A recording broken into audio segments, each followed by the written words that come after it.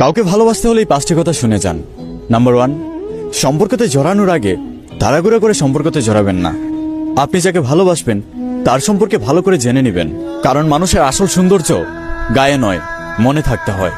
Number 2, আপনাকে সত্যিকারের ভালোবাসা পেতে হলে কিছু দিক ছাড় দিতে হবে, যেমন গায়ের রং, ফিগার।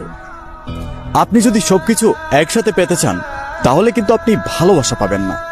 আর আপনি যাকে ভালোবাসবেন সে কোনো লাইব্রেরির গাইড বই নয় যে আপনি একের ভিতরে সব পেয়ে যাবেন।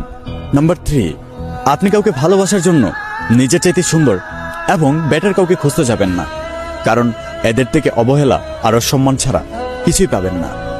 আপনি এমন একজনকে খুঁজে নেবেন যে আপনাকে ভালোবাসবে, যত্ন নেবে, সম্মান করবে।